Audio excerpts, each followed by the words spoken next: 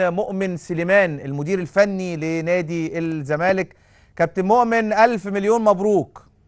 الله يبارك فيك يا كابتن خالد، متشكر جدا جدا جدا. ربنا يبارك فيك مبروك ومبروك لكل الزملكاويه. مبروك يا كابتن مؤمن، وبصراحة يعني احنا أعصابنا باظت ويعني والله جالنا القلب والسكر. انت مش عارف جالك ايه؟ والله اقول لك ايه، اصعب يمكن، مش عايز اقول كده، يمكن اللي جاي اصعب، بس يعني اه ده من اصعب ايام حياتي. معلش انا لازم يعني هاخد من وقتك دقيقتين ثلاثه اتفضل. اوضح لا حاجات الناس كتير لازم تعرفها يعني. كتير، اتفضل. بسم الله الرحمن الرحيم. اولا كده، دي اول مره في تاريخ البطوله ان فريق كوره ب 15 لعيب او 17 لعيب منهم 3 حراس مرمى يوصل النهائي. دي لازم حاجه ما نغفلهاش. نمره 2، احنا سجلنا 6 اهداف في اعظم نادي مغربي، وبطل من ابطال المغرب، ومرشح بقوه للبطوله ب 30 لاعب. عايز اقول ان احنا سجلنا بره في اصعب ظروف ممكن تواجه فريق. انا عارف الخلل اللي موجود في الفريق من اول دقيقتين ومش عارف اصلح. ببص على دكه الاحتياطي وعندي 4 فراوده. رمزي انا لعبت باك ليفت مضطر. رمزي لو كان لعب، انت شفت حضرتك ان اللعب كله كور عاليه. انا لعبت ال3 سرد باكات اللي موجودين لان كنت عارف انه هيحصل كده، وللاسف ما قدرناش نصد الكور العاليه كتير. فتصور كمان ان احنا ناقصين سرد باك. الامكانيات اللي احنا بنلعب بيها محدوده جدا جدا جدا. ما تتصورش موقف المدير الفني وهو بيتعامل عشان يستفيد من كل الاوراق اللي عنده، بحسابات انذارات، بحسابات لياقه بدنيه، بحسابات ضغط هجومي هيبقى عليك من اول دقيقه. ده من اصعب المواقف اللي ممكن تمر على لعيبه قبل المدرب. الحمد لله احنا عملنا انجاز. طبعا لازم نكون زعلانين عشان بلدنا، لكن انا عايز اوضح للناس حاجه صغيره جدا. تصور الموضوع بالعكس، احنا خسرنا هناك 4-0 وجينا هنا كسبنا 5-2. الناس كانت شالتنا فوق دماغها. وده حصل السنه اللي فاتت، مش بقول حاجه من الخيال، ده حصل الماتش السنه اللي فاتت قدام النجم الساحلي. احنا غلبنا 5-1 وجينا كسبنا 3-0، والناس قعدوا يتكلموا على الماتش ده اكتر من شهر ومبسوطين جدا بالزمالك. وضربت مثل من اول يوم دخلت فينا الزمالك بالماتش ده، وقلت لهم انتوا عندكم جمهور عظيم من الجماهير القليله جدا اللي بيكفيها الاداء الكويس. يعني طول ما انت بتعمل اللي عليك وبترفع وتطلع من الملعب حاسس ان انت ما بخلتش بعرق او بمجهود، جمهورك بيسقف لك بغض النظر عن النتيجه. ودي ميزه مش موجوده في مصر كتير. جمهور الزمالك بيفهم، وجمهور الزمالك اختار يبقى زملكاوي، فبيقدر المجهود وبيقدر الفريق اللي بيلعب جماعي، بيقدر كل نقطه عرق بتنزل منك، وده اللي بنشتغل فيه على طول. فالحقيقه ان احنا عملنا كده. احنا لعبنا النجم الساحلي وخسرنا 5، جينا هنا 3، الناس شالتنا فوق دماغها. احنا جبنا 4 تجوان وحافظنا على دفاعنا، ما دخلش فينا جون قدام فرقه زي الوداد المغربي، وبغير احتياطي للباكات غير لعيب واحد. ورحنا هناك اتضربنا والنتيجه 5-1 وبنعمل تغييره بتنجح وبنجيب جون، ورحنا ب2 بعديها، وفي جون هاندبول كل العالم شافه، في بينالتي مستحيل في اي ظرف من الظروف يتحسب غير في الوقت ده في المغرب بحكم كاميروني بالجمهور ده. فاحنا تعرضنا لمواقف صعبه جدا. مش ببرر اي حاجه لان طالع منتصر، وده اللي دخلت قلته في الاوضه. لازم لعيبه نادي الزمالك، رجاله نادي الزمالك، ترفع راسها لفوق. انت وصلت النهائي في اصعب موقف ممكن يمر على اللعيبه، فلازم تفرح بالنصر.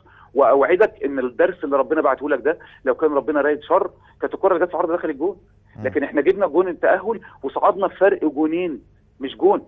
يعني احنا 6-1 هنصعد برضه. فاحنا عملنا انجاز كبير جدا، وده دخلت وقلت لهم انتوا لازم تستمتعوا باللحظه مهما حصل. احنا خسرنا لكن احنا عملنا حاجه كبيره، وربنا بيقول لنا ما فيش حاجه سهله. وده كان كلامي قبل المحاضره، قلت لهم اوعى تفتكر انك هتاخد بطوله افريقيا من غير ما تمر بموقف صعب. ما حصلتش قبل كده قدامي في تاريخ الكوره، لا بطوله كوبا كابانا ولا بطوله اوروبا ولا بطوله افريقيه ولا بطوله اسيويه. ما فيش كده، ما فيش فريق بياخد بطوله من غير موقف صعب. وجمهورنا العظيم لازم رساله ليك، انت لازم تفرح بفرقتك. ازعل ساعتين بعد الماتش لكن تفرح ان الفرقه دي عملت كده. عايز اقول لحضرتك برضو معلومه صغيره، احنا من شهرين بس كان القايمه دي 30 لعيب، وما كانش امال نادي الزمالك في الصعود للنهائي تقريبا 5-10%. انت النهارده وصلت النهائي بنص الفريق. احنا ما اضفناش جديد، احنا اضفنا 2 لعيب واستغنينا عن 15 لعيب. لا وكمان عندك من الاثنين لعيبه لعيب اتعور، وعندك لعيب تاني اتعور يعني الاثنين مش هيلحقوا، علي ومحمد ابراهيم. بالظبط كده. طيب. فيعني احنا بنلعب سيرد باك ليفت، وبنلعب ديفندر باك رايت. مش عايز اقول لك يعني احنا بنشتغل طيب. بطريقه عمرها ما حصلت. معلش انا لازم اقول لك على معلومه كمان. اتفضل عشان انا بعد كده عايز اتناقش معاك في بعض الامور. اتفضل. طيب في حاجه مهمه جدا لازم الناس تعرفها. انا لعبت ماتش الرجاء المغربي قبل الرجاء. حصل ايه؟ ان اللعيبه راحت المنتخب بعد ماتش نهائي الكاس. انا ما شفتش لعيبتي اللي قبل ماتش الرجاء ب4 ايام. الوداد قبل ماتش مش الوداد مش الرجاء. طيب 5 ايام لعبنا الماتش واتمرنا يومين وسافرنا. عايز اقول لك بقى المعلومه الخطيره جدا ان هيحصل لي كده تاني في النهائي. انا هسافر جنوب افريقيا ب7 لعيبه. ب7 لعيبه. اللعيبه بتاع المنتخب هتجيلي على الكونغو. احنا عندنا ماتش في يوم الخميس ان شاء الله النصر التعدين، وبعد كده مش هشوف رجاله، مش هشوف لعيبتي لغايه جنوب افريقيا. هشوفهم ان شاء الله في جنوب افريقيا. فتصور احنا بنشتغل ازاي، تصور ايه اللي بيحصل. فانا عمري في حياتي ما بطلع بره، ولو كنت اتغلبت كنت هطلع اقول انا مسؤول، انا مسؤول عن الهزيمه، انا شايل كل حاجه. لكن انا بتكلم كده عشان انا كسبت. انا المفروض طالع رافع راسي. اي انتقاد من اي نوع بصراحه بحس انه خيانه لفرقتنا. احنا عملنا حاجه كبيره ولازم الناس تفرح بالعيال. طيب كابتن مؤمن، هبتدي معاك. هنتناقش فنيا وهتناقش في المطبات اللي حصلت اثناء المباراه. نمرة 1، رمزي خالد أدينا مباراة كويسة جدا وكسبنا 4-0. يمكن رمزي خالد لم يكن مقنع في هذا المكان، يعني في المكان ده ما كانش موفق في المباراة الأولى. فكرة إن دويدار وعلي جبر بيلعبوا جنب بعض، حصل أكتر من مباراة مش موفقين لأن نفس طبيعة لعبهم زي بعض. فنجحت باسلام جمال وعلي جبر والاثنين بيجيدوا ضربات الراس. اسلام جمال بيجيد ضربات الراس احسن من دويدار. ايه اللي خلاك في مباراه هناك وانت كسبان 4-0 تغير من تلعب باك ليفت وتلعب دويدار في القلب؟ طيب انا الناس بس الكلام ده صعب عليه شويه، فارجوهم يركزوا معايا شويه. اتفضل. انا عارف قبل الماتش ان الماتش كله كور عليه. تمام. وده حصل. ما طلعتش بفكر غلط. الماتش كله كور عليها. طيب المفروض ان انا اجهز ديفنسي ازاي؟ اجيب احسن ناس بتلعب بدماغها. لو اشتغلت على التاريخ اللي هو دويدار واسلام وجبر، مع اني ما شفتش كده، لو اشتغلت على قبل كده انا غلطان، لاني بمرن دلوقتي. انا ليا شخصيتي حاليا وبشتغل على حاجه مش لازم انجح فيها 100%. المدرب لو نجح 80% هو مدرب. ان رمزي لا يجيد، قصدك ان رمزي لا يجيد ضربات مش عشان يجيد. انت شفت رمزي ستايل لعبه ازاي؟ انا بظلم الولد، انا بلعبه في مكان مش مكانه، والولد بيأدي وساكت. انا عارف ان انا بضغط عليه زياده عن اللزوم، ما عنديش حل تاني. لكن دلوقتي في ارميه في النار. يعني تصور انا لو مدرب الوداد وشفت رمزي قصير واللعب احنا بنلعب كور طويله، هعمل ايه؟ هحط الكور كلها عنده بمنتهى البساطه. هل اي فك تكتيكي يعني هعمل كده؟ هل انت فوجئت يا كابتن مؤمن؟ هل فوجئت ان فجاه كده المدير الفني دي صابر ده الفرنسي وطبعا المدير الفني المغربي لعبوا تقريبا ب4 رؤوس حربه، ودي حاجه غريبه يعني. هي مش غريبه. بص، انا لو مكانه انا خسران ايه؟ انا قلت لعيبتي ممكن الوداد ما يلعبش عشان التاهل، لكن يلعب عشان شرفه، يلعب على رد الاعتبار. صحيح. هيكسبك ويحاول يمرمطك، يحاول يذبحك في الملعب. ده اللي انا قلته، هو ده اللي هيحاول يعمله. زي بالظبط شعورك اللي انت خسران 5 وجمهورك مستني يشوف رد الاعتبار. طيب. رد الاعتبار.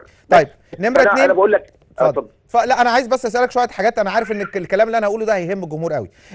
تغيير شيكابالا والنتيجه 3-1 في بدايه الشوط، يعني مش حتى بعد ربع ساعه، في بدايه الشوط الثاني بمصطفى فتحي اللي في بعض الوقت ممكن يكون اسرع في حته الهجمه المرتده او كان ايه وجهه نظرك في دي؟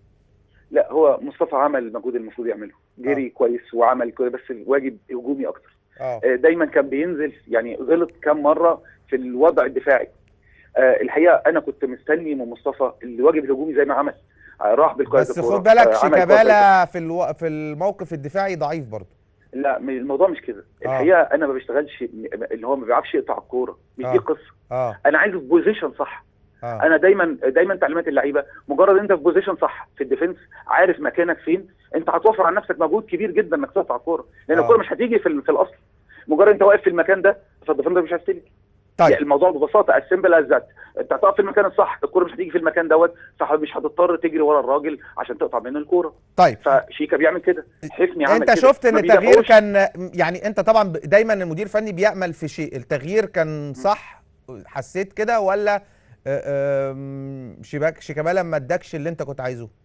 لا هقول لك انا بقول بمنتهى الامانه، انا مش طالع عشان انتقد لعيبتي. لا طبعا، لا لعيبتي طبعا، كلهم لا. عملوا احسن حاجه، كلهم محترمين، ومش وشيكابالا عايز جاب اقول جون لك عالمي في مصر، احنا مش بننتقد، مش وفي قصدي لعيبه كده. كانوا احسن نجوم في مصر وكانوا بعاد عن لا في مستواهم حاجه يعني آه. مثلا الناس انتقدت كل لعيبتنا. م.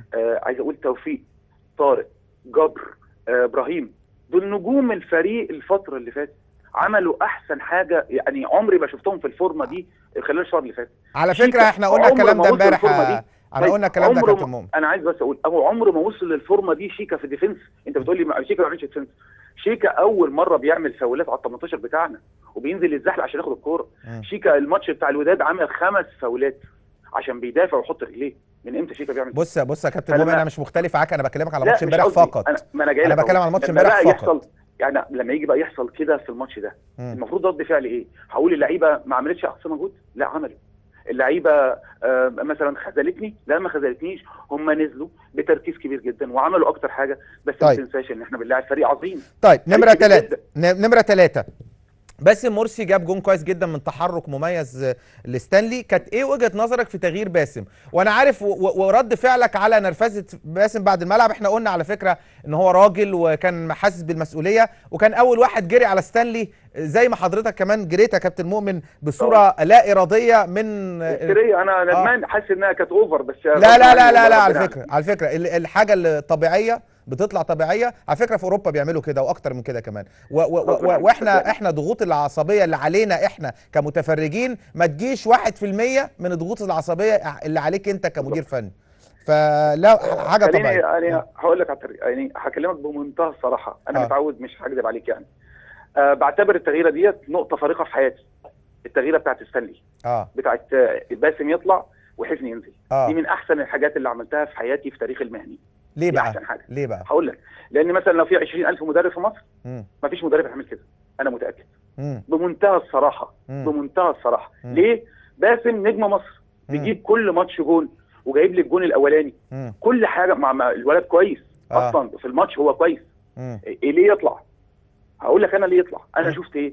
شفت مساحه ورا الديفنس، وشفت ان احنا مش محتاجين الستايل بتاع باسم ان هو يقف يحجز. دلوقتي احنا مستنيين كرة عرضيه بس يحط بدماغه. كرة يحجز ويلف يجيب اجوان. ودي مش موجوده. الحاله دي مش هتحصل في الربع ساعه الاخيره. اللي هيحصل ايه؟ ان حفني هيستلم الكوره ويعرف يرقص واحد عشان يعمل ثرو باص لواحد سريع. الاسرع باسم ولا ستانلي؟ ستانلي طبعا. ستانلي. طيب حصل انه راح 3 مرات سجل منهم واحده، ومنهم واحده في طرد للراجل ما طردوش. انا التغييره نجحت بنسبه 10,000%. فما يعني مش مصدق ان ممكن حد يقول ازاي تعمل كده. مش قادر، يعني حاجه غريبه جدا. شايفه احسن حاجه عملتها في حياتي بالزبط. في حد يطلع ينتقدني فيها ازاي؟ لا انا متفق معاك. وطبعا اي تغييره بتنجح بنجاحها في الملعب. فيعني انا قلت لك شيكابالا عشان المفاجاه اللي انا هقولها لك بقى، معلش انا اسف، انا عايز اقول لك على حاجه ثانيه. انا راهنت على مستقبلي في التغييره دي بكل صراحه. يعني لو كنا اتغلبنا، حضرتك وكل الاعلاميين وكل اللي بيتفرجوا على كوره كل مصر هتقول لي ما عنديش فكره. ازاي تطلع بس؟ انا متاكد من كده. لكن انا ليه مدير فني نادي الزمالك؟ المفروض ان انا اشوف اللي ما حدش شايفه. انا عارف فرقتي وبشتغل معاها كل يوم، وعندي الجراءه ان انا اعمل اللي شايفه بغض النظر عن اراء الناس. طيب عشان كده ربنا كان معايا، التغييره نجحت. صحيح. باسم بعد الماتش وكسبته، قعدت مع باسم كلمتوا مع بعض؟ لا ما كلمتوش خالص. ما اتكلمتش لسه. لما نرجع بكره ان شاء الله اعرف ايه. ما جاش باسم قال لك يعني ما تزعلش منك؟ مش عايز دلوقتي، مش عايز اتكلم في الموضوع دلوقتي خالص. بكره ان شاء الله نحل كل حاجه. لكن معلومه للناس عشان تفهم الناس.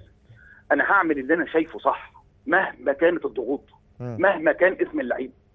كل اللعيبه بتاعتي سواسيه قدام ربنا وقدام الناس. علينا صراحه ما حدش هيلوي دراع اي مدير فني في الزمالك طول ما انا موجود. كل الناس هتاخد حقها. تمام. سواء سلوكك، اتيتيودك، لعبك. انا شايف كده بغض النظر اللعيب شايف ايه.